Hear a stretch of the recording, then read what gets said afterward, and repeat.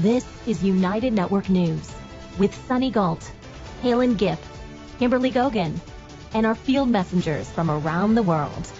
Here's today's real news.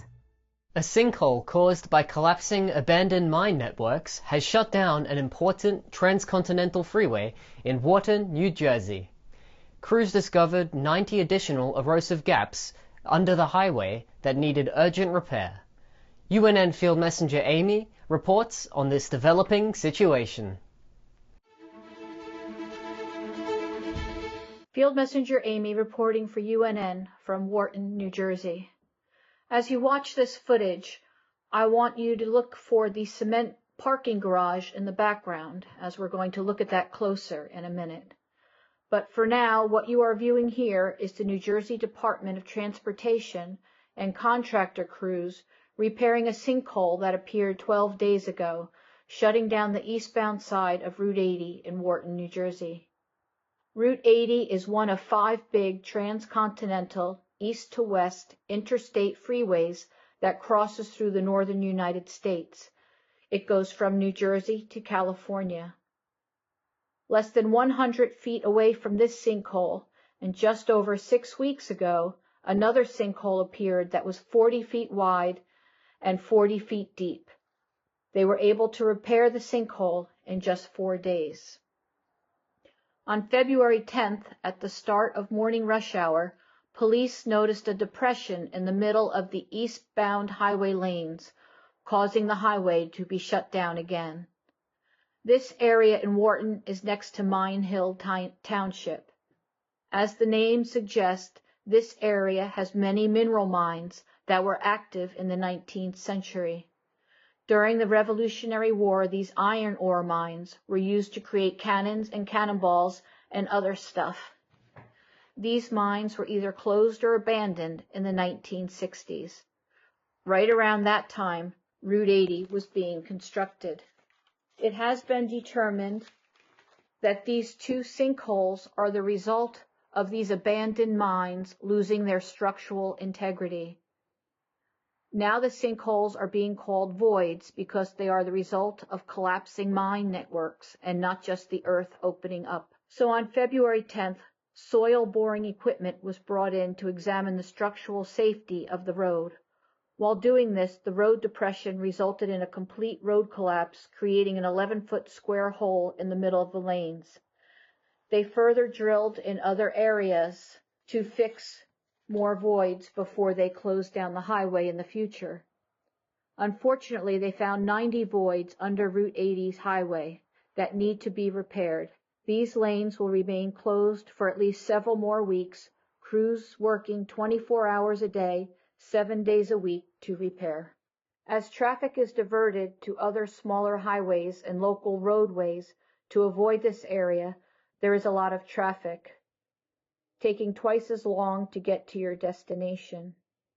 Here you can see the cars backed up as they merge from different side roads to the one road that will take them back on Route 80 after the construction. This is Avalon, a high-end private apartment community. It is located just a short distance from the void on Route 80. And that was the parking I wanted you to look at in the other footage. This is the back of the building, and you can see the police tape up for people not to cross. Construction crews just a short distance away. This is the rear front side of the building with the parking garage in the back. From this side, the highway is even closer. What no one is talking about is what's going to happen to the buildings that are above all these failing mine structures that are all over this area. Thanks for watching. Bye. The condition of a main road in Nigeria, currently in dire need of repair, greatly impacts the daily lives of locals. UNN Field Messenger Ugwowo shows us how difficult it is to commute in his area. This is Field Messenger Ugwowo. As you can see, I'm on a highway at Igboland in Nigeria. There is an urgent needed attention in this road that I'm just covering now. The latest update news towards this road that connects to all the colony of Nigeria road networks. But for many years, this road has gradually deteriorating. And as you can see, it has come to a final breakage to the extent that only lorries is what is passing through. In most cases, pass a very long distance to go in a very short distance that's supposed to cover. So here need an urgent attention. Yes, need an urgent attention because every economic movement, every business is now being standstill because as the goods are not being delivered as it is expected to, everything is gradually being broken down. Yes, I love you all, and I will continue to give us the updates in as much any necessary important information within my locality is concerned. I remain a field messenger representative is to go. Farewell, and I continue to encourage my fellow field messenger. Let us continue to up and doing. Yes, this is what it takes to have a better world, because immediately an awareness is created, then at due time there will be an urgent attention that will show a good restoration program that Kim and our team has already come up with, and that is our hope. We have a better world. I love you all, for it is a great privilege to be here with us. Thank you all. Bye. Remember when kids used to walk to school laughing and chatting along the way? These days, most are driven or take the bus. But bike buses are bringing that sense of fun and community back with a two-wheeled upgrade. And they're making mornings more active, social, and exciting. Unfortunately, cities are not very child-friendly for cycling. Riding with kids in low cycling areas can be tough and requires confidence. Programs like Bike Bus, also known as Bike Train, aim to encourage kids to cycle to school and are gaining attention. While bike buses aren't new, they've been popular in Europe and the US for years, with the first recorded one started in Brecht, Belgium in 1998, according to the research group City Lab Barcelona. Bogota, Colombia took it to the next level in 2014 with a large network of more than 140 routes still running today. The idea made a big comeback in 2020 in cities like Barcelona, Spain, and inspiring others like Shawlands Bike Bus in Scotland, Alameda Bike Bus in Portland, and Bicebus Frankfurt in Germany, sparking even more bike buses worldwide. Let's talk about a bike bus. My friend Coach Balto leads one of the most renowned bike buses in the world. Every Wednesday, him and 100+ students, teachers, and volunteers ride their bikes to school in a huge horde. And this has massive benefits, which reverberate across the community. The increased visibility of the large group makes it safer for the riders, but also increases the visibility of cyclists and society in general. And the energy is palpable. They're constantly spreading joy. I mean, just watch this.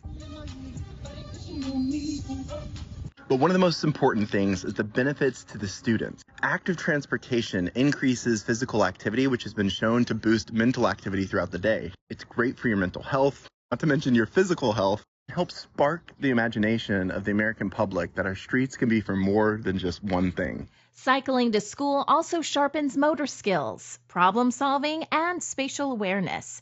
Plus, it's a great way to encourage socializing, better focus in class, learning traffic safety, cutting down on screen time, and maybe even sparking a lifelong love for biking. Bike bus groups are often started by parents and cycling fans, and starting one is easier than you'd think. Begin by reaching out to families through school newsletters, social media, or community groups. Plan a safe, kid-friendly route to school and set a schedule that works for everyone. Make sure to highlight safety. Helmets and traffic rules are a must, and see if local authorities can lend a hand. Most importantly, keep it fun and inclusive so kids of all biking levels can join in and enjoy the ride. A bike bus is a way for kids to get to school by biking in a group. And so we pick up, just like a bus, we pick up kids along the route, and we have timetables for them to meet us at those corners. And so we have been growing substantially. We started the bike bus in about 2022. So we've been doing it for many years. When our kids were in pre-K, it was a group of us parents who were just riding together. We showed up at school and a bunch of us had bikes, and we were like, that's so crazy. Maybe we should ride together. Where do you live? And so we started biking together. And that was before most of our kids were riding their own bikes. So we're riding on trailers and cargo bikes and bike seats. And over time, we just realized we were asking people, hey, do you want to join us? Where do you live? Where do you want to meet us? And we started biking together. So we just formalized it. And now we have 60 people riding with us on Fridays. This past week, it was rainy, and it just stopped raining, and the ground was wet, and there was wet leaves, and we were a little nervous with the kids. But still, 66 people showed up to ride with us. And that's just such an amazing experience every time. It blows my mind that the group of just, essentially 5 of us is now 66. That's incredible. It's an incredible feeling. City Lab Barcelona researchers say there are about 470 bike buses worldwide, getting around 32,000 kids to school each week. And the numbers are probably even higher. They surveyed 145 bike bus leaders and learned 94% see the bike bus as a form of activism, pushing for better road safety and transportation systems. Many parents become passionate about bike activism after experiencing the stress of riding with kids on unsafe streets. The survey showed only 10% of participants would feel safe biking to school alone due to poor infrastructure, which explains why 37% of bike bus riders are parents. Sometimes a simple solution from this bike bus group can go a long way in keeping kids safe on their ride to school.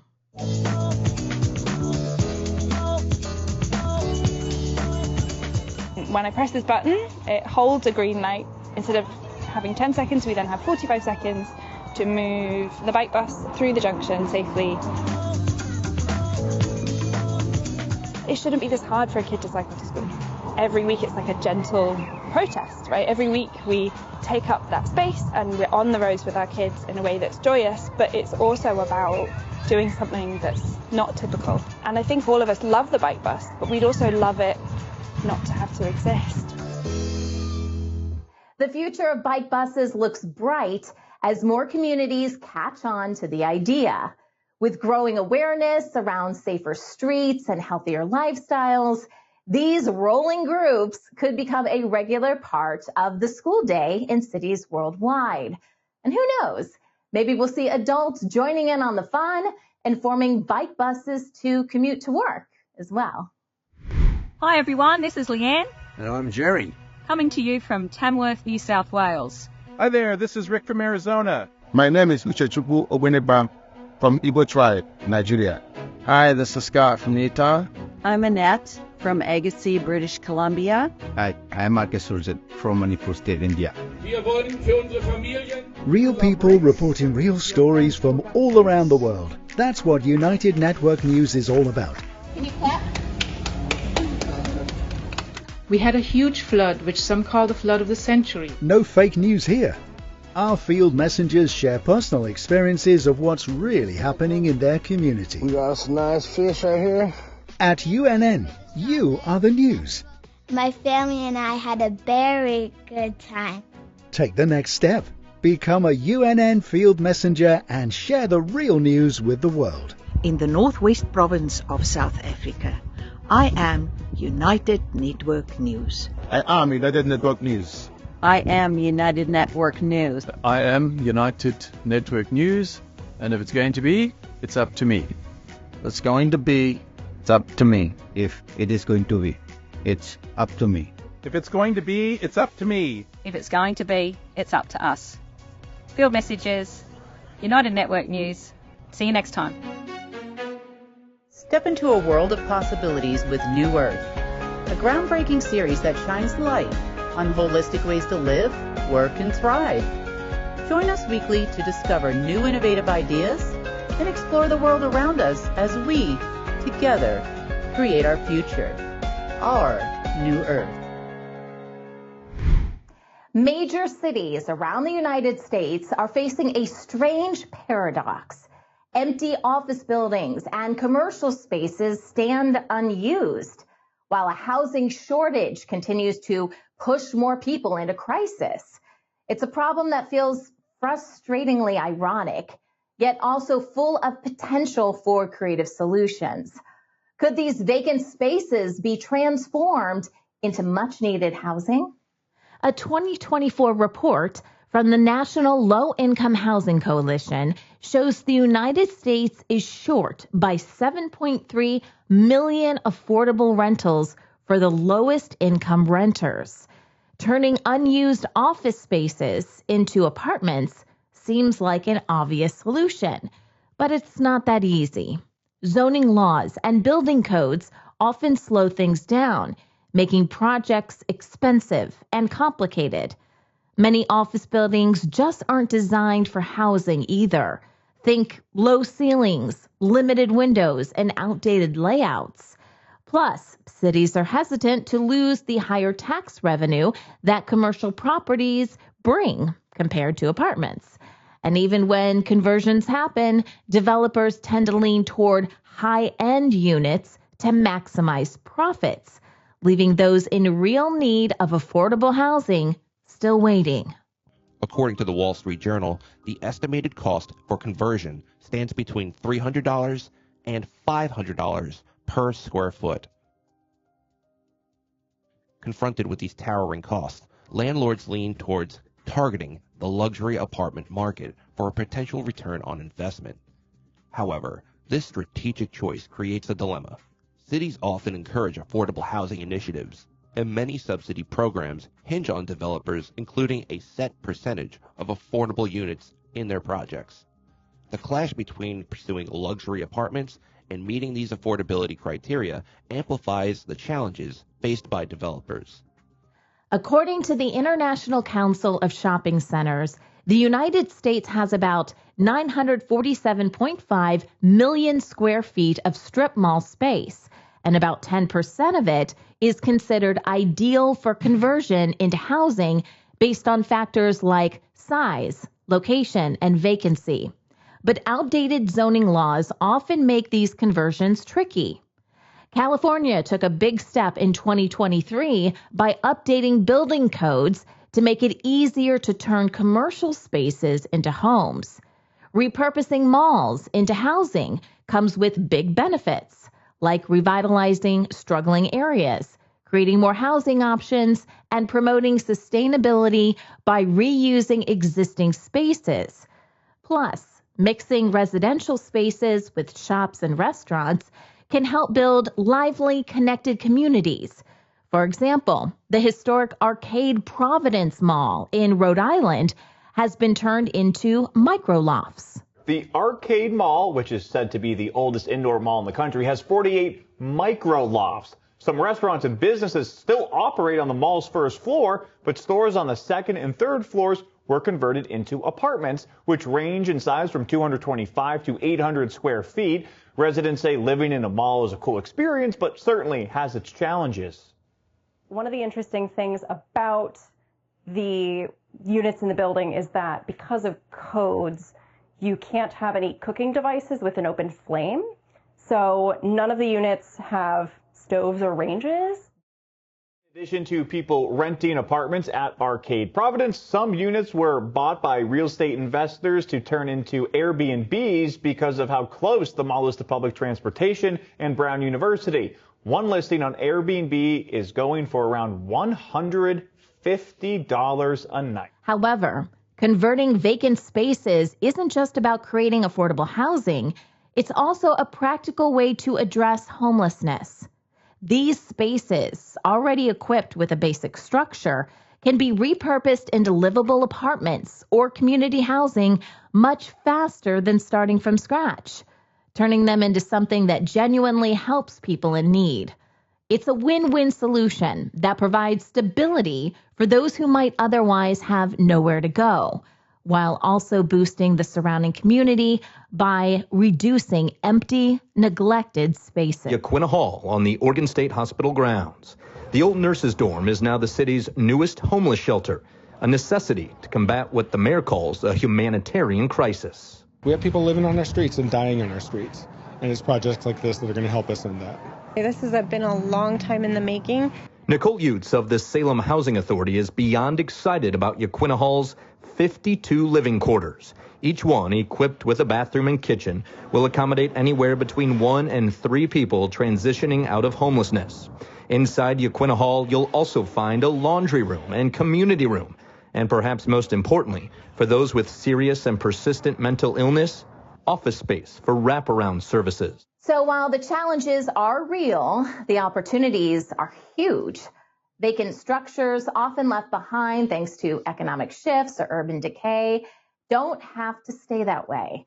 With smart policies like tax breaks, nonprofit partnerships, or mixed-use projects that combine housing with community amenities, these empty spaces could be turned into homes that actually make a difference. It's all about getting creative, cutting through the red tape, and focusing on solutions that work for everyone. Because at the end of the day, these spaces aren't just empty, they're full of potential. Veterinarians pour their hearts into caring for animals, but behind the scenes, their profession carries a heartbreaking reality, an alarming high suicide rate. Studies have shown vets face a much higher risk of suicide than the general population, making this an urgent issue that needs more attention. It's a bleak reality. Suicide rates among veterinarians are alarmingly high. According to data from the Centers for Disease Control and Prevention in the U.S., male vets are 1.5 times more likely to die by suicide compared to the general population, while female vets are nearly twice that. And it doesn't stop there. A study funded by pet food brand Royal Canine found nearly 70% of vets have lost a colleague to suicide, and close to 60% have struggled with work-related stress, anxiety, or depression so severe they needed professional help. Hello. I had the bullet in the gun and the gun to my head and my finger on the trigger. From an early age, Dr. Will McCauley knew he wanted to be a veterinarian. I'd had every kind of pet you can imagine as a kid. But not long after starting his career, pressure started to build. Some of the worst times were when you had the best owner and the best patient and you do everything right, and then the patient still dies. It got so bad, Dr. McCauley contemplated suicide. I don't know why I didn't do it. 1 week later, he quit his job. I'd have killed myself if I'd stayed in clinical practice for any length of time. Being a vet is a tough, high-stress job with mounting financial and emotional challenges. According to the U.S. Bureau of Labor Statistics, in 2022, pet owners in the U.S. spent nearly $36 billion on veterinary care, and inflation drove prices up 10% in just 1 year. Yet, despite the rising cost of care, vets themselves aren't exactly ranking in the money. The median salary sits just above $100,000, but with an average student debt of nearly $180,000, many struggle under the weight of loans. To make matters worse, vet clinics are severely understaffed. The American Animal Hospital Association reports a 25% turnover rate and only 1 applicant for every 10 open jobs. This leaves existing staff overworked and exhausted, increasing the risk of burnout. Vets also face harassment from clients, both in person and online, dealing with angry pet owners, venting about costs, negative reviews, or even making threats can be emotionally draining. And then there's the weight of euthanasia. Having to make life and death decisions every day takes a serious emotional toll. We see a lot of suffering in animals, so it's it's hard because we want to help them all, and sometimes you can't. We expect them to be miracle workers, right, to save our pets. And one of the biggest issues is to save our pets at a low cost. Our profession is unique in the sense of, our veterinarians are trained to perform euthanasia on a regular daily basis sometimes, working in emergency critical care. It can be multiple times throughout the day.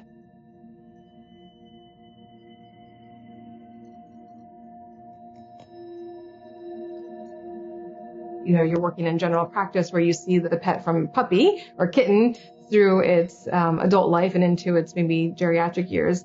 And then to see them sometimes to the end of their life can be just, heartbreaking. Dr. Susan Tomasi, a former veterinarian and now an epidemiologist with the Centers for Disease Control, highlights a big issue. There aren't many safeguards when it comes to medication access in vet clinics. Unlike human medicine, where pharmacists handle prescriptions, vets are the ones both prescribing and dispensing drugs for their patients. They also usually have direct access to controlled substances, which can be a serious risk factor for suicide. A CDC study revealed poisoning is the leading cause of death amongst veterinarians, with pentobarbital, the euthanasia drug, being the most frequently used. Efforts to support vets dealing with mental health struggles are growing, with more clinics offering resources for stress management and work-life balance. Along with these efforts, Not One More Vet, an organization, has been a leading force, providing peer support, online counseling, and a safe community for veterinarians who need someone to talk to. But the support doesn't stop there. Smaller support groups are also popping up in memory of vets who have lost their lives to suicide. These grassroots groups provide a place for vets to come together, share their experiences, and find healing in a tight-knit community that truly understands the unique challenges they face. Hello. Hello. Sophie was completely passionate about being a vet. She was really a bit of a dynamo. If she took something up, she did it with great gusto. I spoke with Sophie on the Monday night before she took her life after she'd been abused, and she was distraught. And I said to Sophie, let it go, let it go. And in fact, the last thing she said to me when she hung up was, I love you, Dad. And for some reason or other, I thought she really meant it. Gary and Kate lost their daughter Sophie to suicide in September 2021 after the pressures of the industry and client abuse became too much. A lot of the issues that we're hearing now from the vet community, Sophie did actually talk about that. I thought it was really important. We help out her colleagues. Gary and Kate have started a not-for-profit called Sophie's Legacy, aimed at reducing the high suicide rate in the industry. Their first step is tackling client abuse. They've sent these posters out to more than 4,000 clinics. The Sophie's Legacy for us is something that's bittersweet. It's bitter because we've had to lose Sophie. In some respects, it's sweet now because we're working with and helping do Sophie's work while she's not here. As pet owners or parents, we all have a role to play in supporting veterinarians, not just as professionals, but as people, showing compassion, recognizing their struggles, and understanding the emotional toll their work takes can go a long way in helping them feel valued and supported. If you know a vet or any professional in a high-stress job, check in with them and offer a listening ear. Let's work together to ensure no one in the veterinary field or in any field has to feel alone in their struggles. The public swimming pools of East Point, Georgia, were once vibrant social hubs, now closed and forgotten. UNN Field Messenger Claudia interviews Hannah to learn more about their past. This is Claudia, Field Messenger for United Network News, reporting from Atlanta. And today I'm here with Hannah, and pay close attention because she has a very interesting story to tell us. So Hannah, tell us what is that you do? I'm Hannah Palmer. I'm a writer, and I write about history, urban design. I live in East Point, Georgia, which is a city next to Atlanta that has no public pools, 0 public swimming pools. I learned that in my own neighborhood here in East Point, there used to be a very grand public swimming pool that was restricted to white people up until 1964. So this swimming pool was built in the 30s, and for a long time it was only for white residents. And then once they were forced to integrate the pool, the city virtually stopped funding maintenance for the pool, so that by the late 70s the pool was in disrepair and had to be destroyed. This pool was not only destroyed, it was erased. It became a lawn. It's just a grassy area, and no one would ever know that there used to be a swimming pool here. I feel like that history is very important for people to know, because not only was there a white pool, there was a smaller black pool on the other side of town that was just for African American residents, and the same story for the black pool. By 1982, the pool had to be destroyed because the city stopped funding it. Thank you, Hannah, very much for that story. It's absolutely fantastic. Thank you for bringing awareness to the world about this issue. This is Claudia, field messenger, reporting for United Network News from Atlanta, Georgia. Thanks for watching. Now it's your turn. Join our weekly meetings and become a field messenger. More information is available at our website, unitednetwork.earth. We're UNN, and we're taking back the news.